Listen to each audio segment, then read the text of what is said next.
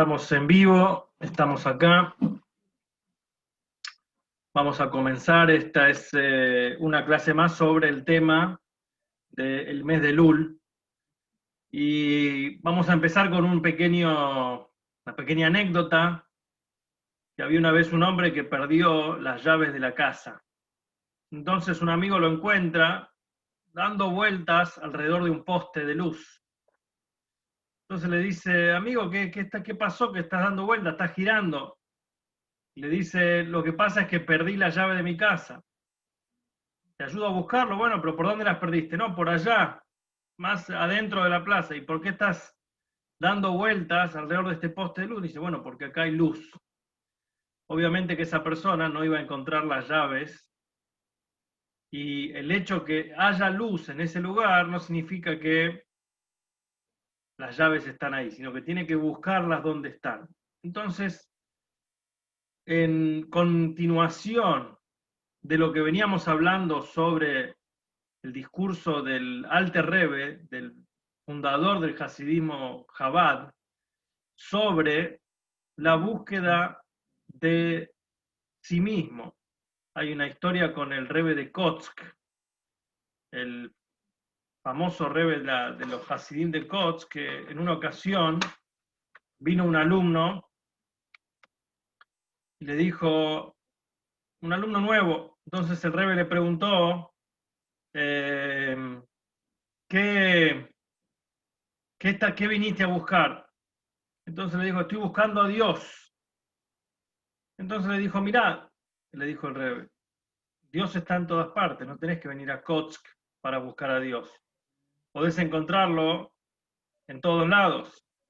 Entonces el alumno le dice: pero entonces, ¿qué es lo que puedo buscar acá en Kotsk? Le dijo: acá estás para encontrarte a ti mismo.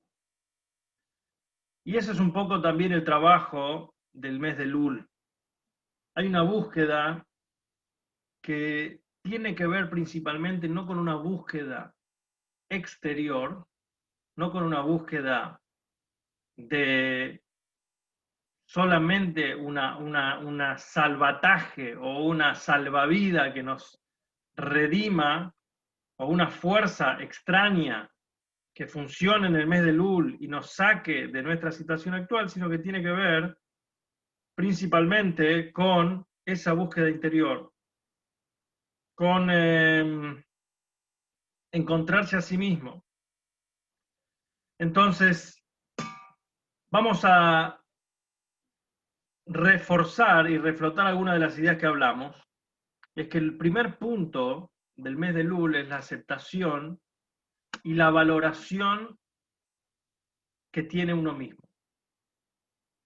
Cuando uno quiere mejorar, cuando uno quiere buscar el camino hacia la teshuvá, el camino hacia el retorno, el primer punto, si él solamente tiene un ojo crítico y un ojo un dedo acusador, como lo hablamos ya en las otras ocasiones, lo único que va a lograr es desmoralizarse o paliar. Y hay algo muy interesante en el enfoque.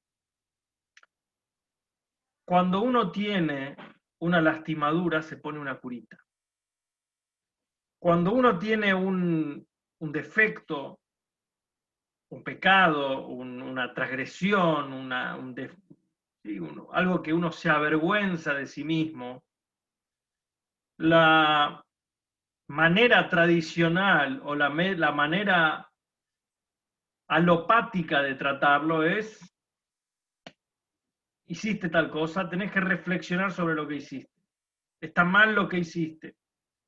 Hacia ese acto, vamos a decir, un modelo de pensamiento que tiene que ver con la línea del musar, con la línea del musar duro, dice: por tal y tal pecado vas a recibir tantas y tantas castigos, o tu castigo es tal y tal.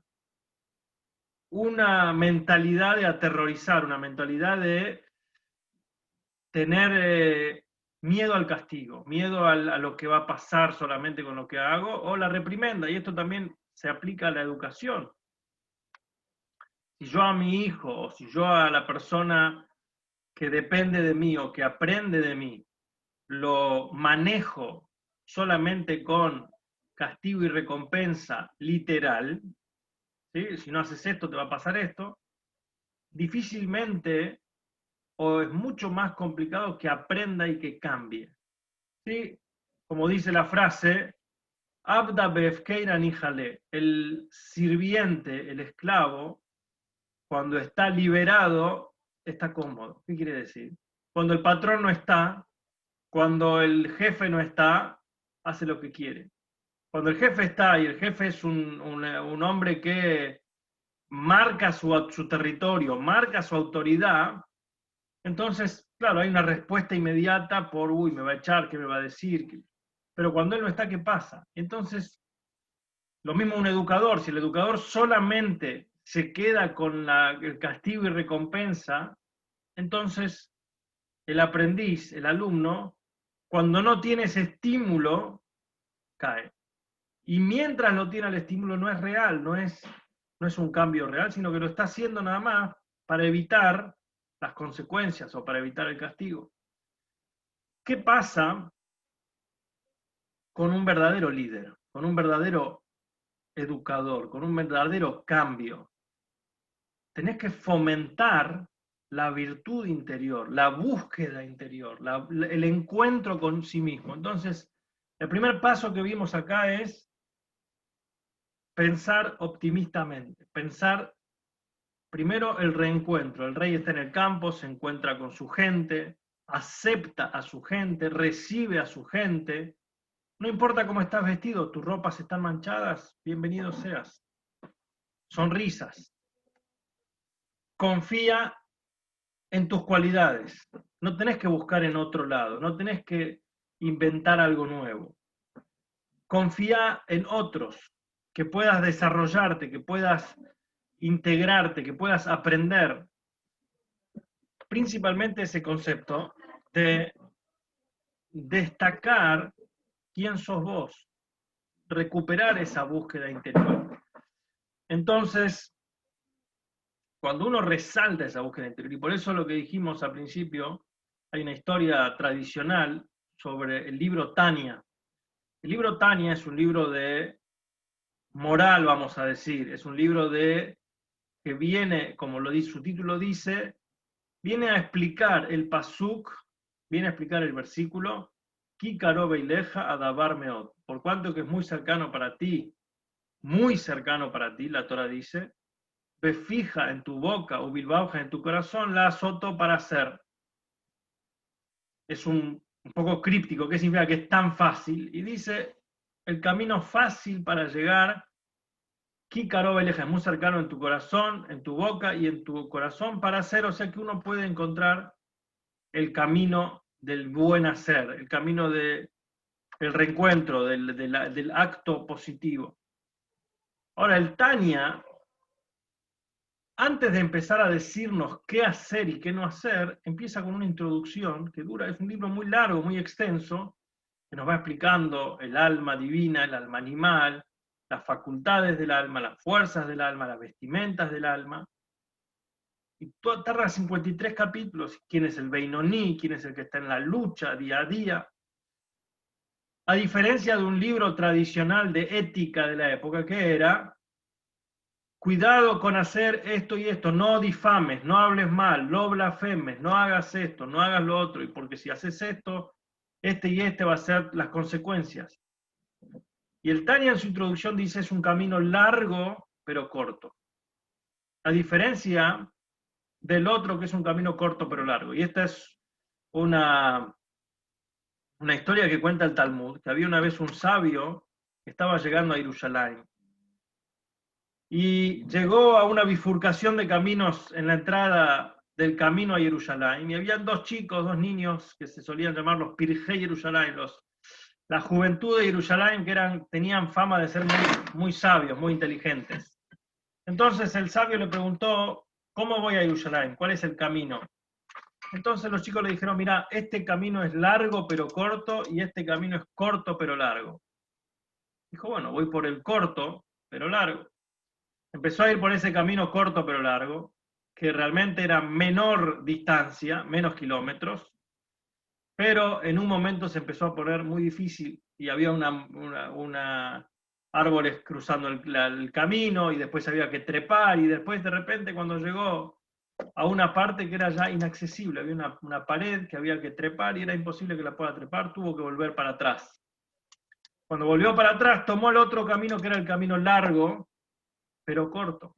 Era un camino de más extensión, de más distancia, pero un camino plano, cómodo, parejo.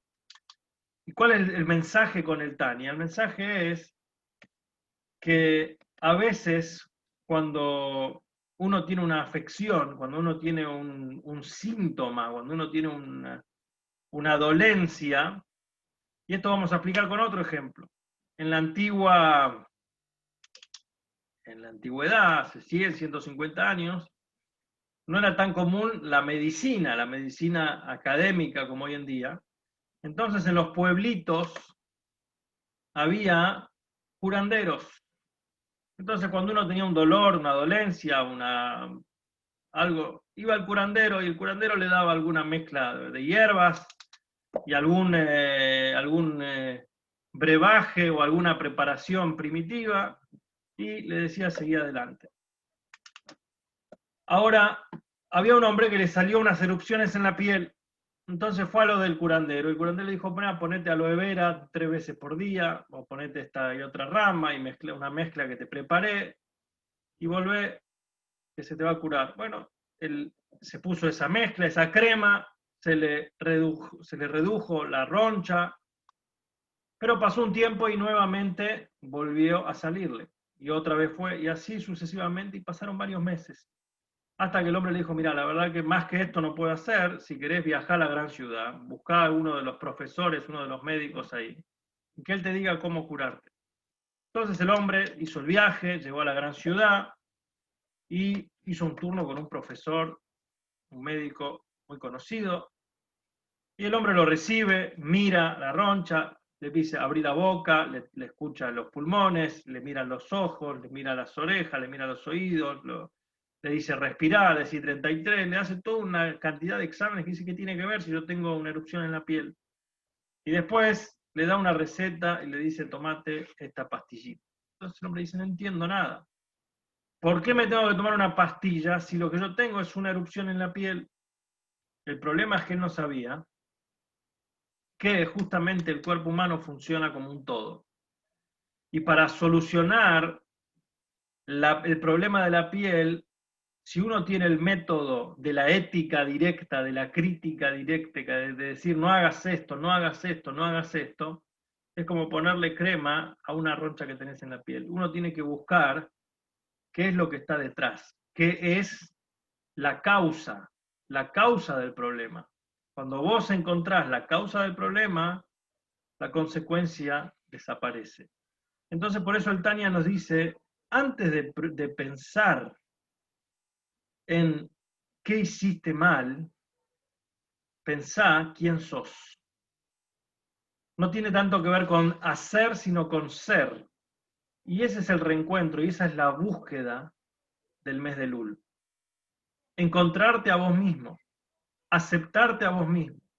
Una vez que te aceptaste, tenés que revalorizarte. La revalorización viene con decir, no sos cualquier cosa, no sos lo que pensás que sos. Sos muy superior a aquello que pensás. Tenés un alma, tenés un origen divino, tenés una fuerza divina, una chispa divina. Y lo que empieza a generarse es un contraste tan grande entre tu aptitud, tu capacidad, tu espiritualidad, tu potencial, con tu realidad, que genera ese contraste es doloroso de alguna manera, pero no por temor a las consecuencias, sino por una cuestión de pena por el desperdicio de las aptitudes, de las capacidades, y sería misericordia de uno mismo, apiedarse de uno mismo, donde uno dice, con tanto potencial, mirá dónde estoy metido. Es como el Tania tiene una expresión que dice, como el ejemplo de una persona que toma la cabeza del rey y la sumerge en la suciedad, en el inodoro, en la mugre. Esta es la verdadera sensación de Teshuvá. Entonces, la búsqueda ahora sí tenemos que entrar en los detalles, de empezar a encontrar y buscar en sus acciones, sus palabras, sus pensamientos que pasaron en todo el año. Y eso le va a generar a él esa amargura en su interior y su deseo de refaccionar, su deseo de reconciliarse, su deseo de arreglar aquello que está roto. Entonces, el primer punto que uno tiene que hacer también es fragmentar y discernir. Muchas veces uno cae en el concepto de decir, está todo mal, soy malo. No, no sos malo. Podés haber hecho algo mal, pero no sos malo. Entonces uno tiene que empezar a dividir, y no solamente dividir, sino que encontrar los puntos buenos esencialmente. Los puntos buenos, si uno va a decir, pero no encuentro ningún punto bueno en mí, no hay ninguna persona que no pueda encontrar un punto bueno. No hay ninguna persona que no pueda encontrar una acción que vale la pena, una acción que le dé valor a toda su existencia, una acción que reivindique, y esto tiene que ser tanto hacia los otros, ¿sí? Porque cualquier pelea también tiene que ver con ese encierro, con esa corta vista, esa miopía de decir, estoy enojado por él, pero espera, no estás viendo las cosas con claridad. Él puede haberte hecho algo en una parte, pero él no es todo malo. Tenés que poder ver su punto bueno. Y en ti mismo también, si vos te hundís solamente en las cosas, defectos que vos tenés, en las cosas negativas que vos tenés, y perdés, como se dice, el árbol no te deja ver el bosque, tenés que irte para atrás y decir, es verdad, hay un árbol, hay algo que está desincronizado, algo que no sintoniza, algo que no está bien. Pero eso no significa que todo está mal. Entonces tenés que discernir, fragmentarte y rescatar, tamizar las cosas buenas que vos tenés. Y esas cosas buenas que vos tenés funcionan como un potenciador espectacular para la transformación. O sea, tenés que volver adentro tuyo, encontrar eso que vos tenés adentro, buscar en tu interior la parte positiva, saber reconocer, revalorizar tu parte positiva, y de ahí eso te transporta al cambio, a la modificación, a la transformación, a la mejora constante, al reconocimiento de los puntos negativos, pero sin tirar abajo, sin destruirte, sin dejarte sin esperanza, sin cambio, porque a veces solamente el criticarse, la autocrítica, si viene solamente a tirar abajo, es otro escape, es otra alternativa para no cambiar, te paraliza. Si vos decís, ¿para qué sirvo? Hice todo mal. Bueno, me quedo como estoy, me paralizo así como estoy y ya está, no tengo cambio, no tengo modificación, soy así, ¿qué quieren de mí? Soy así y ya está, pero es una excelente excusa para poder encontrar, para poder escaparse. Entonces, identificar el punto bueno, identificarte en tus virtudes. Y a partir de ahí tenés que construir. Y por eso todas las acciones negativas que uno hace, y las cosas negativas que a uno le suceden, y las vivencias, las experiencias negativas, y que lo bajonean a uno, son como pesos, son como peso muerto, son como un lastre, y uno está como en el fondo del océano, con las cadenas que lo hunden una vez más. Ahora, cuando uno toma y uno agarra esa acción positiva que él se descubre en sí mismo y se alegra con esa existencia, funciona como una boya, como un flotador, que por más que estés rodeado de cadenas y todas las acciones te las podés sacudir, te aferrás de ese punto bueno y emerges a la superficie. Te saca para adelante, te saca para arriba. Y entender que esa chispa divina está en galut, está en exilio, está exiliada en las profundidades, eso mismo también te tiene que dar un efecto rebote y entender la grandeza de tu chispa divina en contraste con la bajeza de tus acciones, funciona como un catalizador. Entonces ahora tenemos que empezar a buscar y revelar esa chispa. Y esto también se hace a través de remarcar, no a través de marcar la negatividad, no se trata de marcar, sino al revés, de remarcando la virtud infinita que tiene cada uno. Renovar esa chispa, descubrir esa chispa, reconocer tus virtudes y automáticamente es grande, se agranda la pena por haber estado tan abajo. Sigue diciendo el Alter Rebbe. Otro paso en la búsqueda, en la búsqueda del objeto perdido, que es uno mismo. Pero la persona que busque sus acciones y no se le despierte la capacidad de apenarse y amargarse en su corazón, a pesar de que profundiza, cómo cayó tan bajo y se exilió dentro de su alma, y esto lo tiene que elevar.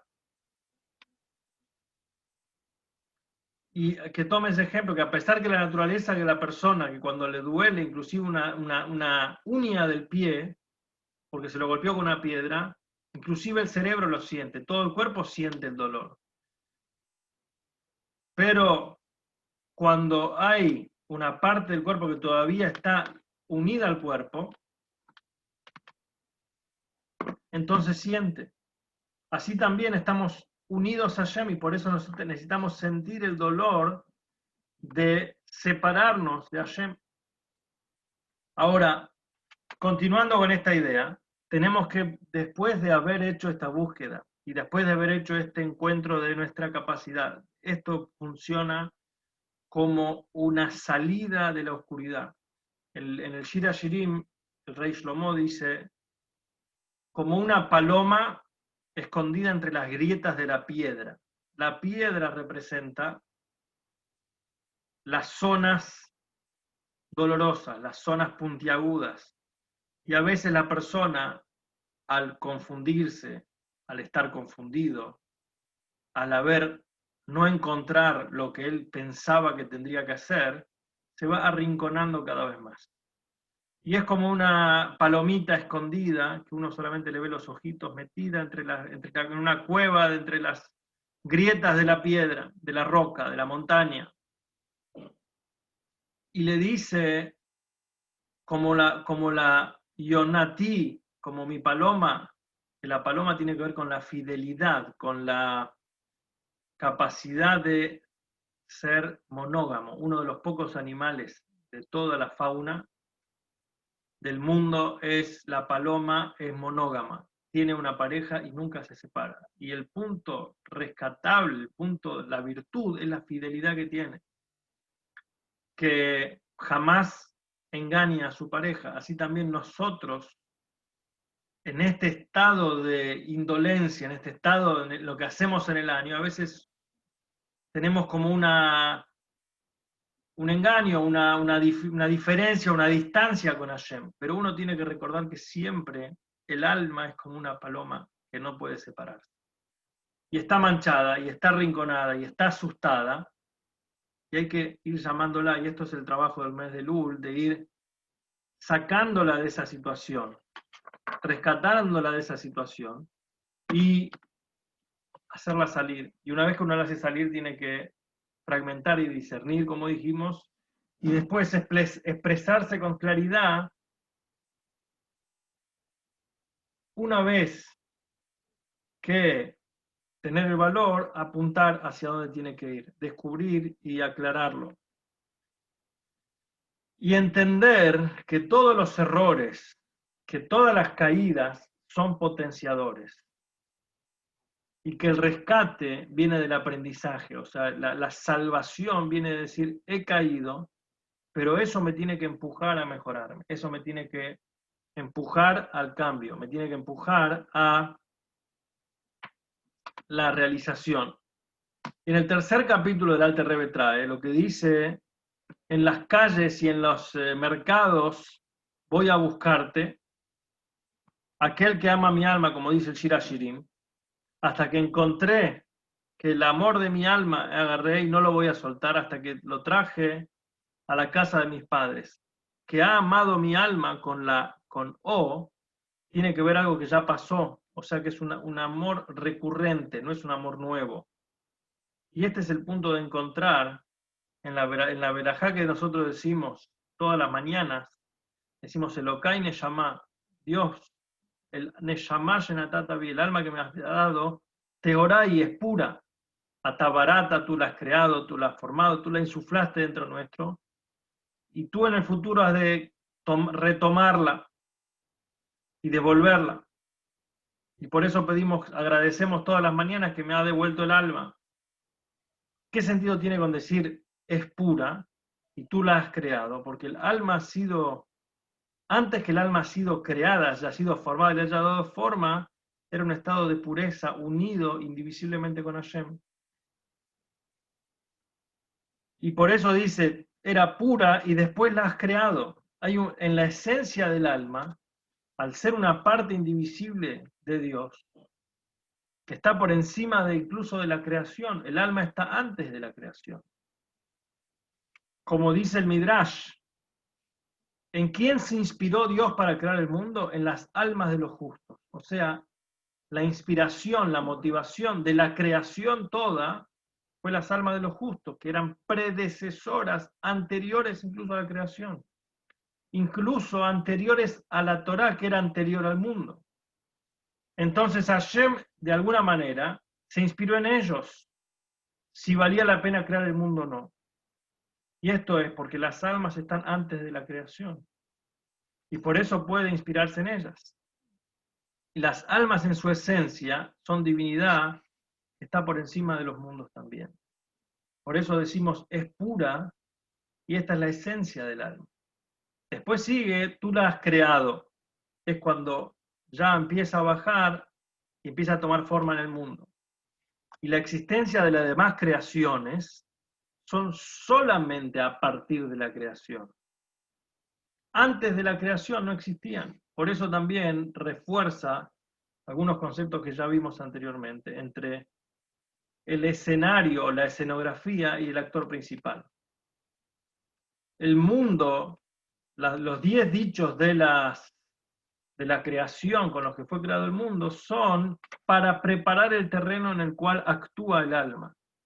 Pero el alma es lo esencial. Uno no es víctima del mundo, sino que uno es el objetivo, el centro del universo, no uno de una manera arrogante, pero el propósito de toda la creación es la acción, el libre albedrío y la acción de la persona, y en esa transformación, y el mundo es solamente el escenario en el cual uno tiene que actuar. Y esto fue justamente, la posibilidad de la creación del mundo vino justamente a través de que Dios tuvo que filtrar y ocultarse y condensar y reprimir y contener su luz para que el ser creado pueda sentirse independiente. Pero antes de esta condensación, como es en sí misma, las criaturas no tienen conexión y ni siquiera existen, ni siquiera en el pensamiento, y por eso el alma es una fuente está conectado en la esencia antes de la condensación. Y por eso existe en ese alma un vínculo indivisible e infinito con Hashem. Todas las demás criaturas no están conectados con una conexión interna que está por encima de la creación, sino que a partir de la creación empiezan a tener un vínculo. Las almas, al tener un vínculo precreación, solamente las almas que ascendieron en el pensamiento de Hashem antes de crear, están unidos con la esencia de Hashem. Y es un amor incondicional. Es un amor por encima de la creación.